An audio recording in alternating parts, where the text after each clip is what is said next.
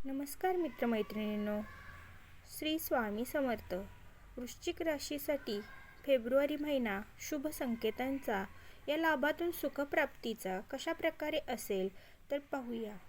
हा महिना तुम्हाला सुखप्राप्तीचा आणि वृश्चिक राशीची मंडळी लोकांना वाटतं तुम्ही खूप गूढ आहात, रागीट आहात, गंभीर देखील आहात, पण खरं तर तुम्ही रागीट नाहीत. तुम्ही खोलवर विचार करणारे आहात. तुमचं मन अगदी एखाद्या समुद्रासारखं खोल, शक्तिशाली आणि शांत. वृश्चिक रास जास्त बोलत नाही, फक्त एक निर्णय घेतला की आयुष्याची कथा बदलून टाकतात. फेब्रुवारी महिना 2026चा हा तुमच्यासाठी त्या निर्णयाचा महिना आहे. या महिन्यात तुमचे राशीस्वामी मंगळदेव उच्चचे आहेत. विशेष पाप म्हणजे ते दशमेश रविग्रहासोबत आहेत. राजा आणि सेनापती यांची ही युती, त्यामुळे हा फेब्रुवारी महिना तुमच्यासाठी अत्यंत निर्णायक ठरणार आहे. राशीचक्रातील सगळ्या राशी वाढतात, केवळ एकच रास पुनर्जन्म घेते आणि ती म्हणजे तुमची वृश्चिक रास. हो, कारण वृश्चिक संकटात तुटत नाहीत, कात टाकते आणि पुन्हा उभी राहते. म्हणूनच फेब्रुवारी 2026 हा महिना वृश्चिक राशीसाठी साधा महिना नाही, तर आतून बदल घडवणारा काळ आहे. नमस्कार. तर श्री स्वामी समर्थ लिहायला आपल्या कमेंट बॉक्समध्ये विसरू नका. आपण आपल्या चॅनेलवरती नवीन असाल तर चॅनेलला सबस्क्राईब करायला विसरू नका. तर आज समजून घेत आहोत आज आपण वृश्चिक राशीच्या जातकांसाठी हा महिना कसा राहील यावर चर्चा करणार आहोत. विविध दृष्टिकोनातून या महिन्यातील ग्रहस्थितीचे शास्त्रोक्त विश्लेषण करणार आहोत. सोबतच व्हिडिओच्या शेवटी मी तुम्हाला या महिन्यात काही करावयाचे उपाय सांगणार आहे, त्यामुळे व्हिडिओला शेवटपर्यंत पाहायला विसरू नका. अजून एक महत्त्वाची बाब म्हणजे विविध दृष्टीने हा महिना तुमच्यासाठी कसा असेल आहे आम्ही खूप सविस्तरपणे सांगत असतो. त्यानुसार या महिन्यात तुम्हाला काय अनुभव आले ते तुम्ही कमेंटद्वारे आमच्यापर्यंत पोहोचवू शकता, जेणेकरून आमच्या या मार्गदर्शनाचा तुम्हाला लाभ होत आहे किंवा नाही ही बाब आमच्या लक्षात येईल.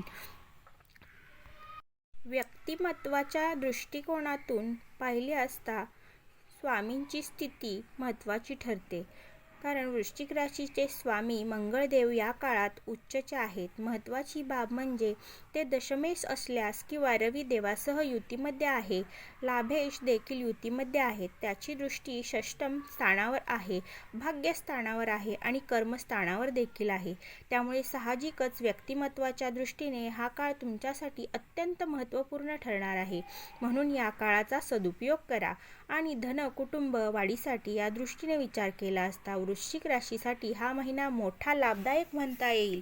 प्रॉपर्टीतून धनलाभ होणं, सासरवाडीकडून धनलाभ होणं, काही योग आहेत. अर्थात अशा गोष्टी काही राजयोग घडत नाही किंवा प्रत्येकासोबतच घडत नाही, मात्र कुणाचं तर तसं काही नियोजन सुरू असेल तर या काळात निश्चितपणे घडून येतं. कुटुंबात भावनिक संवादांची गरज आहे. टोचणारे शब्द तुम्ही टाळायला हवे. तुम्ही वाणी हे तुमचं औषध ठरू शकतं आणि विष देखील ठरू शकतं, ही बाब लक्षात घ्या. पराक्रम आणि परिश्रम, प्रवास या दृष्टीने विचार केला असता वृश्चिक राशीसाठी या महिन्यात प्रवासाचे अनेक योग आहेत. परिश्रमाचे कार्य देखील होतील. तुम्ही शांतपणे प्रचंड परिश्रम करत राहा आणि त्याचा मोठा परिणाम देखील तुम्हाला प्राप्त होईल. आध्यात्मिक ठिकाणी तुम्ही प्रवास करणार आहात. जुन्या गोष्टी विसरून जाणं तुमच्यासाठी अधिक लाभदायक ठरेल. वृश्चिक राशीच्या जातकांसाठी एक महत्त्वाचा प्रश्न आहे की तुम्ही अजूनही एखाद्या जुन्या गोष्टीला धरून बसलेला आहात का? तर तुमचं उत्तर कमेंटमध्ये नक्की करा. वास्तू, वाहन, जमीन, सुखशांती या सर्व दृष्टीने विचार केला असता घरामध्ये पुरेसा प्रकाश येईल याची काळजी घ्या. घरामध्ये अतिरिक्त रंगाचा उपयोग करायला नको. वाहन चालवताना सावधगिरी बाळगा. आईसोबत संवाद ठेवा. या सर्व गोष्टी तुमच्यासाठी उपयुक्त ठरणार आहेत. शिक्षण, प्रेम, संतती या दृष्टीने विचार केला असता जे जातक संशोधन क्षेत्रात आहेत किंवा वैद्यकीय क्षेत्राशी जोडले गेलेले आहेत, त्यांना गुणशास्त्राशी संबंधित तुमचा काही अभ्यास असेल तर या महिन्यात तुम्हाला विशेष यश प्राप्त होईल. प्रेमात संशयता टाळा, कारण तुमच्यासाठी उपयुक्त ठरेल. संततीच्या दृष्टीने विचार केला असता त्याची या महिन्यात भावनिकदृष्ट्या काळजी घेणं आवश्यक राहील. संततीसोबत संवाद वाढवा. बोलण्यापेक्षा त्यांचं ऐकून घेण्याला महत्त्व द्या. विवाह इच्छुकांसाठी वधूवरांसाठी महिन्यातील दुसऱ्या आठवड्यात विवाह जुळून येण्याचे योग आहेत. प्रत्यक्ष विवाहाचे योग सध्या नसले तरी विवाह जुळून नेण्यासाठी महिन्यातील दुसरा पंधरवडा उत्तम म्हणता येईल. वैवाहिक सौख्याच्या दृष्टीने विचार केला असता कदाचित तुमच्यातील जुने विनाकारण वर येतील असे जे मात्र योग्य संवादाने ते वाद मिटवता देखील येतील. ही बाब लक्षात घ्या. आरोग्य, कर्ज, स्पर्धक, हितशत्रू या दृष्टीने विचार केला असता हा महिना तुमच्यासाठी उत्तम आरोग्याचा आहे. अर्थात सर्दी, खोकला यासारख्या गोष्टी मानवी शरीराला होऊ शकतात. त्या सोडल्या तर सर्वसामान्यपणे तुम्हाला तुमचं आरोग्य उत्तम राहील, तणाव कमी होईल, घेतलेलं कर्ज किंवा जुने कर्ज फेडण्याची संधी तुम्हाला प्राप्त होणार आहे. शत्रू लपून वार करू शकतात, म्हणून त्या दृष्टीने योग्य ती काळजी घ्या हा सल्ला देण्यात येत आहे. तर वृश्चिक राशीच्या जातकांसाठी एक प्रश्न आहे की तुम्हाला सगळ्यात जास्त भीती कसली वाटते? तुमचं उत्तर कमेंटमध्ये नक्की लिहा. नोकरी, व्यवसाय या दृष्टीने विचार केला असता जे वृश्चिक जातक नोकरी करत आहेत त्यांना गुप्त राजकारणाचा सामना करावा लागू शकतो, म्हणून त्या दृष्टीने जागरूक राहायला हवं. व्यावसायिक जातकांच्या दृष्टीने विचार केला असता व्यवसायात मोठे बदल घडून येण्याचे योग आहेत. मात्र तुमच्याबद्दल, तुमच्या कार्याबद्दल विश्वसनीयता वाढेल. महाभारतात जसं अश्वस्थाने सूड घेतला आणि त्याची शांती हरवली. सूड हा क्षणिक समाधान देत असतो, तर परिवर्तन हे कायमचं समाधान देत असतं. ही बाब लक्षात घ्या. कारण ज्येष्ठ नागरिकांच्या दृष्टीने विचार केला असता या महिन्यात तुम्हाला एकांताची गरज भासेल. आध्यात्मिक उंची तुम्ही गाठणार आहात. जुन्या आठवणींचा भार सोडून द्या.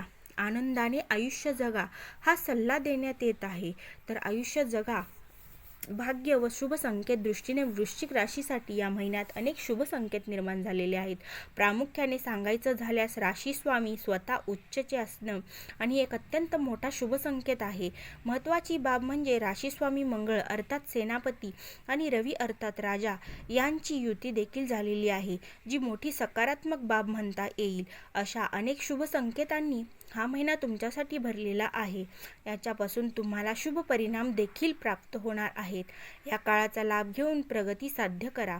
कर्माच्या दृष्टीने विचार केला असता तुमचे कर्म अधिपती रविदेव परिश्रमाच्या स्थानात विराजमान आहेत. महिन्याच्या दुसऱ्या पंधरवड्यात ते सुखस्थानात जातील. मात्र पहिल्या पंधरवड्यात तुम्ही बऱ्यापैकी चांगला हार्डवर्क कराल. त्यातून तुम्हाला योग्य तो लाभ तुम्हाला प्राप्त होईल. लाभाच्या दृष्टीने विचार केला असता फेब्रुवारी महिना वृश्चिक राशीसाठी लाभदायक राहील. कारण लाभेश लाभस्थानाच्या पंचमात विराजमान आहेत. लाभेश त्यानंतर सुखस्थानात जाणार असल्यामुळे लाभाचं सुख तुम्हाला प्राप्त होईल. विशिष्ट ठिकाणी तुम्ही गुंतवणूक केलेली असेल तर त्या गुंतवणुकीतून अचानक अनपेक्षित लाभ प्राप्त होईल. या काळाचा पुरेपूर उपयोग करून घ्या, जेणेकरून जास्तीत जास्त लाभ प्राप्त होऊ शकेल. परदेश गमन या दृष्टीने या काळात तुमचा खर्च बराच वाढणार आहे.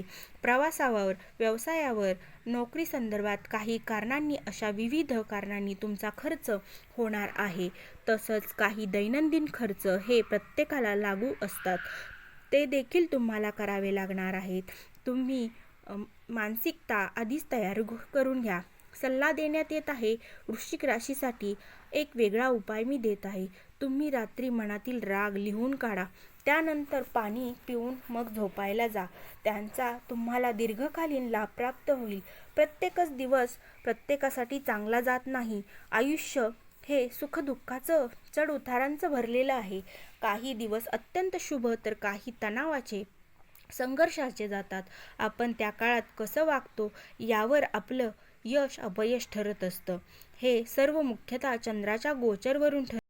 या महिन्यात वृश्चिक राशीसाठी ताणतणावाचे दिवस हे 11 आणि 21 हे दिवस त्यांच्यासाठी शुभ आहेत. म्हणून जास्तीत जास्त महत्त्वाची कामं या दिवसामध्ये तुम्ही पूर्ण करण्याचा प्रयत्न करा. आणि 19 ते 27 हे दिवस अशुभ आहेत. संघर्षाचे प्रमाण या दिवसामध्ये वाढलेलं असेल, म्हणून या दिवसांमध्ये स्वतःची योग्य ती काळजी घ्या, जेणेकरून मानसिक स्वास्थ्य टिकून राहील. या उपायांच्या दृष्टीने विचार केला असता तुम्हाला शास्त्रामध्ये छोटे छोटे मात्र मोठा परिणाम करणारे उपाय सांगण्यात आलेले आहेत. आपल्या या थेट आणि प्रभाव करणारे उपाय दिलेले आहेत. अशुभ गोष्टींची अशुभता कमी करणाऱ्या आणि शुभ गोष्टींची शुभता वाढवण्याचं सामर्थ्य त्यात असतं. त्या दृष्टीने रामायण सर्वांनाच माहिती असेल. याच रामायणामधून काही मार्गदर्शक आपल्याला उपाय मी राशीनुसार देत असते. वृश्चिक राशीसाठी मी श्री स्वामी समर्थांचा पण आधार घेत असते. गुणशक्ती ही तुमची बलस्थान आहे. त्यानुसार तुमच्यासाठी जे रामायणातील चौपाई अशी आहे की तुम्ही बिनुभय होईन प्रीती. सोप्या भाषेत अर्थ सांगायचा झाल्यास शिस्त आणि मर्यादातून खरी शक्ती जागृत होते. तुम्ही मंगळवारी हनुमान चालिसाचे पठण करा, कारण त्यांचा गुप्त शत्रूंवर बोलण्याऐवजी संयम ठेवायला शिका. हवा आणि व्यसनांपासून लांब राहा. या उपायांमुळे अचानकपणा येणाऱ्या संकटांपासून तुमचं संरक्षण होईल आणि तुम्ही सुरक्षित राहाल. गुप्त शत्रू हे विनाकारण आपल्याला विरोध करून त्याची फसवणूक करतात किंवा काही भीती असेल तर ती मनातून काढून टाका. त्यांच्यापासून लांब राहा, कारण विरोधक काय कृती करतील याचा विचार आणि उपाय करणं गरजेचं असतं. तर तुम्हाला हा व्हिडिओ आवडला असेल तर लाईक करा, शेअर करा आणि आपल्या चॅनेलला तुम्ही अशीच भेट देत राहा. श्री स्वामी समर्थ.